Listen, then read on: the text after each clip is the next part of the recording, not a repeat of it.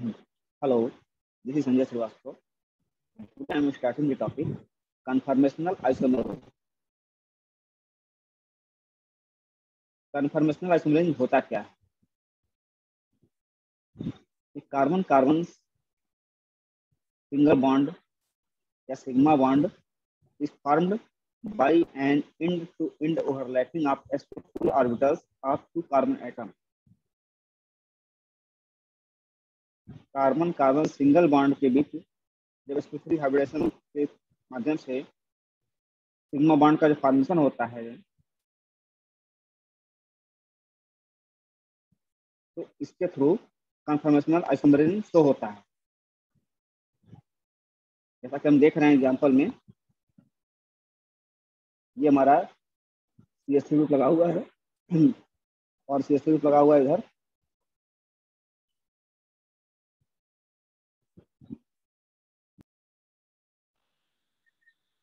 हाँ, तो ये C के साथ H लगा हुआ है, इधर H लगा हुआ है और इधर H लगा हुआ है, और यहाँ C और C के सिंगल बॉन्ड है, और यहाँ पे भी C के साथ H लगा है, H लगा है, H लगा है। ये मेरा बॉन्ड एक्सिस है बीच में, ये हमारा है, ये सिंगल बॉन्ड है, ये मेरा रोटेट करता है। Free rotation possible without affecting overlapping. जो हमारा ओवरलैपिंग है, sp3 हाइब्रिडेशन का ओवरलैपिंग है, इसको बिना अफेक्ट किए हुए हमारा ये सिंगल बॉन्ड रोटेट करता रहता है। इसको रोटेशन से ही हमको कन्फर्मेशनल आइसोमेरिज्म प्राप्त होता है। ये क्या है लिखा हुआ है? सिलिंड्रिकली सिमेट्रिकल अबाउट एक्सिस। यहाँ क्या लिखा? सो many arrangement of atoms about the CC bond possible और एग्जिस्ट। इसको रोटेशन से हमको डिफरेंट अरेंजमेंट प्राप्त होते हैं, जिसको हम कन्फर्मेशनल आइसोमेरिज्म बोलते हैं। अब क्या होता है आगे? This all arrangements result due to free rotation about sigma bond are called conformations और कन्फर्मर्स और रोटेशनल आइसोमर्स और रोटामर्स।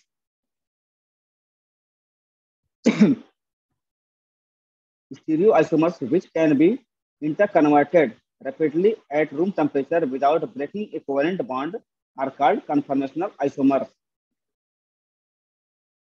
मैं भी मतलब क्या हुआ कि ये भी एक तरीके के स्टीरियो आइसोमर्स हैं जो कन्वर्ट होते रहते हैं एक स्ट्रक्चर से दूसरे स्ट्रक्चर में रैपिडली, तेजी के साथ, एट रूम टेम्परेचर, मतलब रूम टेम्परेचर पर चेंज होते हैं, without breaking a covalent bond, बिना कोवेलेंट बॉन्ड को ब्रेक किए हुए। इसी को हम क्या बोलते हैं? कन्फर्मेशनल आइसोमर्स बोलते हैं।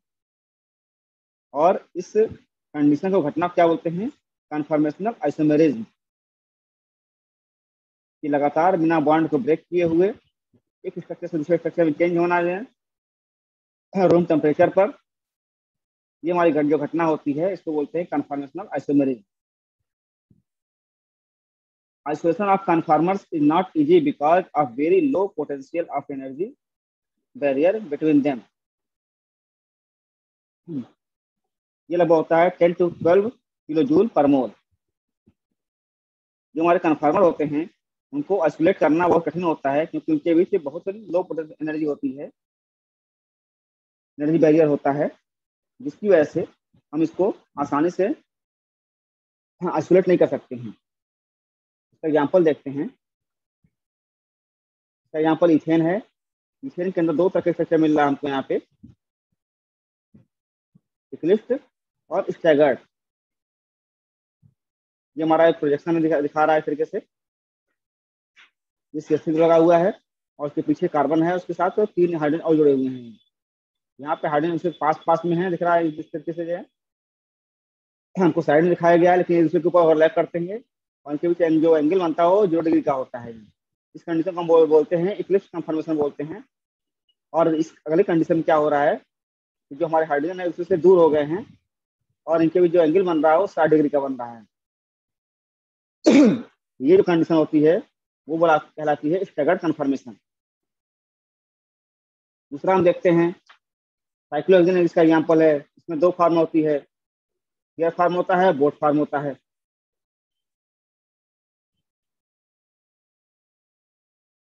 अब हम इसके बारे में पढ़ेंगे। पहला हमारा एग्जांपल क्या है? Confirmation of ethane. अब इथेन का जो फार्मूला होता है CH3 होता है, बॉन्ड है, रोटेशन होता है और हमको कन्फर्मर प्राप्त होते हैं। So many arrangement possible, there are conformation, these are conformation. Rotation होने से क्या होता है, हमको डिफरेंट टाइप के अरेंजमेंट प्राप्त होते हैं या कन्फर्मर प्राप्त होते हैं। अब ये कह रहा है कि हम कुछ पॉइंट यहाँ पर नोटिस करते हैं। We are consider some points before understand it. इसको समझने के लिए हम कुछ पॉइंट डिसाइड करते हैं, उसके बाद इसको हम समझेंगे। अब पहला पॉइंट क्या कह रहा है, consider one CH3 group rotate and other will stationary. दो CH3 ग्रुप लगे हुए हैं इसके अंदर, इसमें मान लिया गया कि पहला CH3 ग्रुप हमारा वो स्टेबल है और दूसरा हमारा रोटेट कर रहा है। तो क्या कह रहा है, there is a potential energy barrier Pitzer 36 which causes restriction also in rotation. इनके क्या होता है, पोटेंशियल एनर्जी बैरियर होता है जो इनके रोटेशन को रेस्ट्रिक्ट करता है। ये पिट्जर ने बताया था 36 में। और फिर अगला पॉइंट क्या है, when one CH3 group rotate there are two extreme conformations arrangement are can result. अगर हमारा एक CH3 ग्रुप रोटेट कर रहा है और एक हमारा स्टेबल है, तो हमको दो तरह के कन्फर्मर प्राप्त होते हैं। पहला क्या है, these are called as Eclipse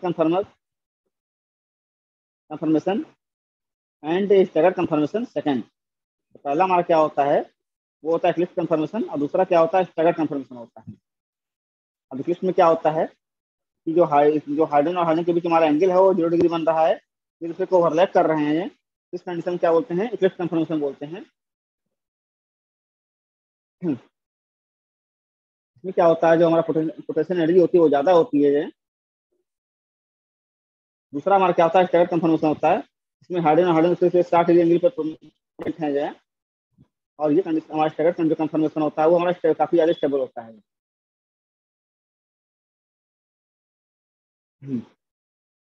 अब यहाँ कंडीशन लिखी हुई है इक्लिप्स कन्फर्मेशन और स्टैगर्ड कन्फर्मेशन में। तो H of one carbon directly bonded to another eclipse by other carbon hydrogen. क्या लिखा हुआ है, one H1 of the hydrogen of one carbon directly opposed to and eclipse to by another carbon hydrogen. जिसे compose करते हैं जो hydrogen दूसरा hydrogen compose करते हैं। दूसरा पॉइंट क्या है, the inter nuclear HH distance is 229 picometre. जो हाइड्रोजन हाइड्रोजन के बीच इंटर न्यूक्लियर डिफरेंस है जो डिस्टेंस है इनका वो 229 पिकोमीटर है। थर्ड पॉइंट क्या है, the dihedral angle between two planes two carbon hydrogen bond is 0 degree. जो हाइड्रोजन हाइड्रोजन के बीच जो एंगल बन रहा है वो 0 डिग्री बन रहा है, क्योंकि एक हाइड्रोजन दूसरा हाइड्रोजन का ओवरलैप कर रहा है। फिर अगला आपका है staggered conformation. Inter nuclear HH distance in maximum that is 310 picometre. Dihedral angle between two carbon hydrogen bond is 60 degree. इसमें क्या होता है, जो इंटर न्यूक्लियर है जो डिस्टेंस है वो 310 पिकोमीटर है। इससे दूर है और उसको 60 डिग्री एंगल बना रहे हैं, इसलिए ये कंडीशन हमारा क्या होता है, ये काफी स्टेबल होता है और यहाँ पे एनर्जी जो होती है वो कम लगती है। तो अगला हम देखते हैं conformation of n butane. N butane can be assume to be derived from the ethane by replacing one hydrogen of each carbon by CH3 group। जो हमारा एन ब्यूटेन जो हमारा प्रोड्यूस हो रहा है वो हमारा इथेन से प्रोड्यूस हो रहा है। क्या किया गया, एक हाइड्रोजन घटाकर यहाँ पर CH3 को लगा दिया गया है। जैसे यहाँ पर क्या था, CH3 था यहाँ पर, तो यहाँ पर CH2 कर दिया गया और एक हाइड्रोजन हटा के यहाँ पर CH3 लगा दिया गया और इधर CH3 लगा दिया गया। N butane has 3 CC bonds, but we consider only C2C3 bonds here for rotation। लेकिन हम यहाँ क्या करेंगे, C2 और C3 बॉन्ड को लेकर चलेंगे कि इसकी रोटेशन हो रहा है और उसकी वजह से हमें कौन कौन से पॉसिबल आइसोमर प्राप्त हो रहे हैं। यहाँ पर हाइड्रोजन है, ये इथेन है, इस हाइड्रोजन को हटा कर नाम क्या लगा दिया, CH3 लगा दिया गया है। CH3 लग गया, ये हमारा क्या बन गया, एन ब्यूटेन बन गया। If one C is stationary and other is rotating in C2 and C3, various conformations are possible due to this rotation written in Newman projection. 6 types on the basis of rotation from 0 to 360 degree dihedral angle. यहाँ पे 0 से 360 के बीच में 6 isomer प्राप्त होते हैं। 2 hydrogen angle को लेकर देखा जाएगा।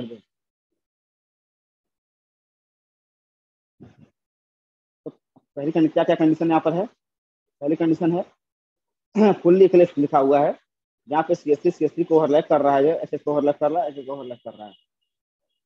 यहाँ पे क्या थीटा इक्वल टू क्या है, 0 डिग्री है, कंडीशन नंबर 1। तो सेकंड कंडीशन क्या जा रहा हूँ, ये CH3 घूम के इधर आ गया और हाइड्रोजन जो यहाँ पर था वो घूम के इधर चला गया और ये हाइड्रोजन ऊपर चला गया इधर। तो CH3 और CH3 कितना 60 डिग्री एंगल बन गया, इसको हम बोलेंगे गाउसी कन्फर्मेशन बोलेंगे। यहाँ पर थीटा इक्वल टू 60 डिग्री हो रहा है। फिर कंडीशन क्या हुआ, CH3 इसके पास में आ गया, इसको हम बोलेंगे पार्शियली इक्लिप्स बोलेंगे, क्योंकि जो हमारा हाइड्रोजन जो CH3 हमारा आया हुआ है वो हाइड्रोजन को कवर कर रहा है और यहाँ पे थीटा इक्वल क्या होगा, 24 डिग्री हो रहा है।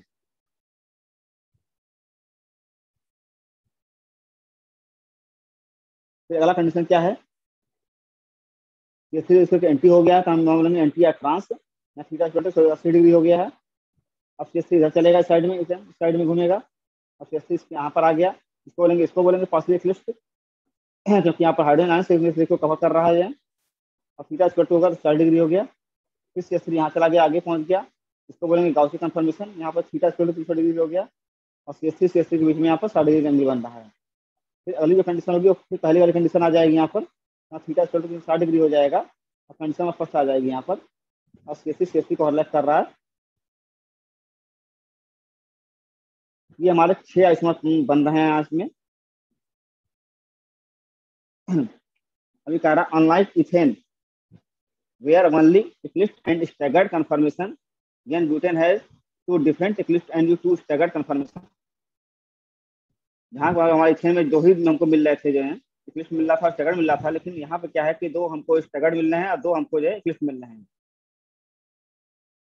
वो कौन कौन से हैं, 2 different types of staggered conformation, anti या trans, 2 methyl group are different far farthest apart, CH3 से दूर हो गए हैं, 180 डिग्री का एंगल बन रहा है। It is most stable also, इसमें मोस्ट स्टेबल होगा ये, इसमें 4 है ये।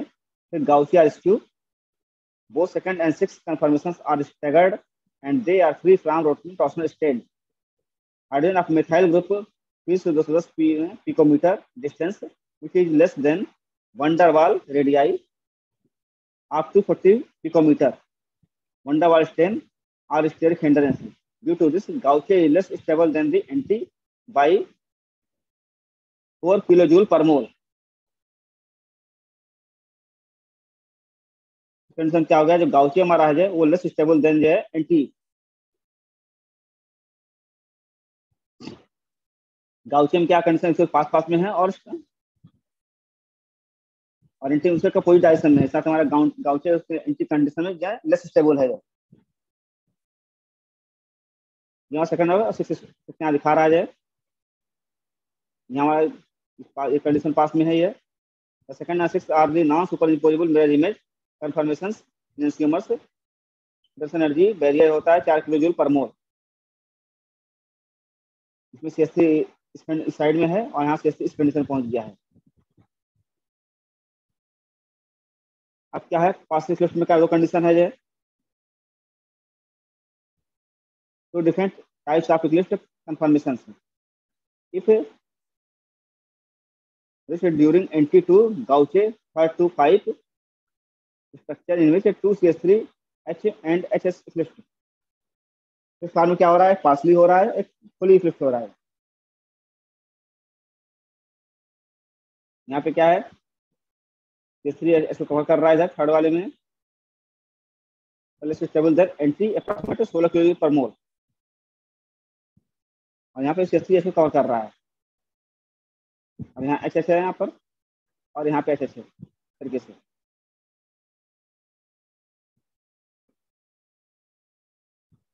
क्या हो रहा है? फॉलिकल में क्या होता है? इस during reaction rotation from one gaussian to other, 1 CH3 CH3 and 2 HH interaction structure first होते हैं। बीटा इक्वल टू 0 डिग्री बनता है और 180 डिग्री बनता है। Higher energy than anti by approximate 20 kilo per mole, highest potential energy 20 kilo per mole. अगर हम graph plot करें इसके अंदर जो है, इस तरीके से प्लॉट होगा जो, पहला स्ट्रक्चर क्या यहाँ पर है, 20 किलो पर मोल यहाँ पर एनर्जी है। सेकंड वाले में क्या गया, 60 डिग्री जब बन रहा हमारा कंडीशन जो है, एंगल बन रहा है मेथिल और हाइड्रोजन के बीच में 60 डिग्री बना। ये मिथाइल है, मिथाइल यहाँ पर 60 डिग्री एंगल बनता है हाइड्रोजन के बीच में, यहाँ पर हमारा क्या है, एनर्जी हो रही है 4 किलो पर मोल। फिर यहाँ तीसरा कंडीशन जा रहा है, यहाँ पर बन रहा 16 किलो पर मोल बन रहा है यहाँ पर। 120 डिग्री पर जब हमारे दोनों एंगल मिथाइल ग्रुप जा रहे हैं। फिर अगला क्या है, एंटी हो गया यहाँ पर जो 180 डिग्री कंडीशन बन रही है, उसको एंटी हो जा रहे हैं। ये हमारी स्टेबिलिटी वाली कंडीशन है, स्टेबल यहाँ पर है क्योंकि यहाँ एनर्जी एनर्जी कम खर्च हो रही है हमारी। फिर फिफ्थ जब 40 डिग्री एंगल बन रहा है तब ज्यादा एनर्जी यहाँ पर लगानी पड़ रही है। फिर लास्ट में जब नीचे आ 300 पे आ रहे हैं तब यहाँ भी एनर्जी कम खर्च हो रही है। और लास्ट में जब जा रहे हैं पहली कंडीशन पहले वापस से आगे गए, यहाँ पे एनर्जी क्या है, 20 किलो पर मोल है। हम देखते हैं साइक्लोहेक्सेन के बारे में। अकॉर्डिंग टू सॉसे मोहर एंड साइक्लोहेक्सेन शोज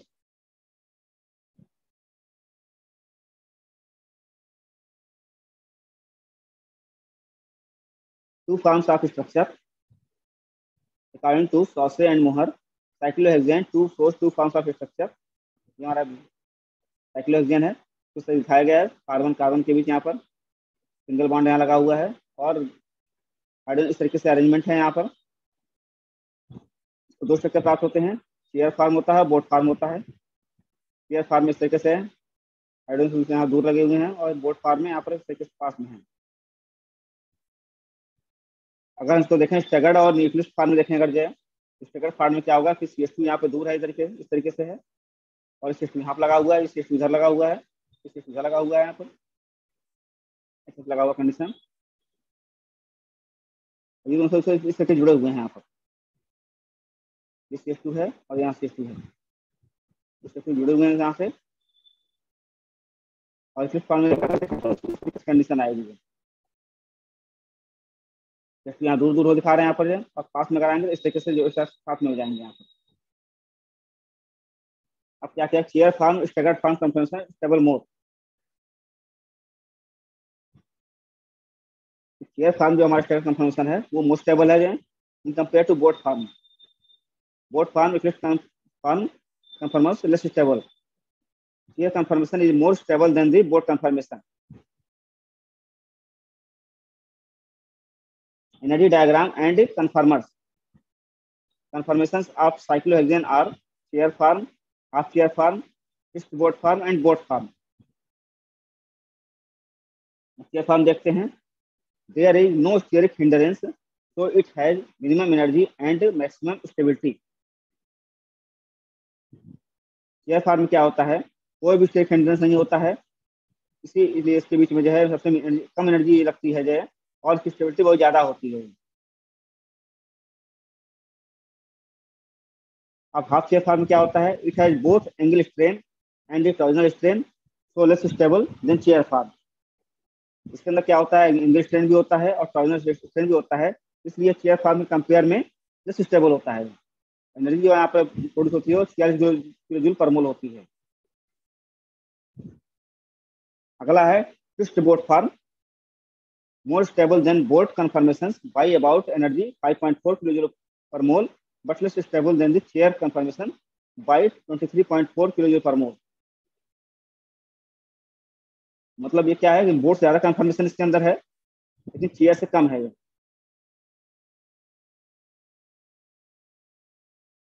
अब ये बोट बनने जा रहा है, चेयर से बोट की तरफ मूवमेंट हो रहा है। पहले चेयर था, फिर हाफ चेयर हुआ, फिर बोट हुआ, फिर बोट, फिर बोट बनेगा। इस तरीके से दिखा रहा है, ये बोट फॉर्म है, ये किस बोट फॉर्म इस तरीके से। अब आ गया boat form, conformation conformers, there are steric interaction between the non-bonding atom.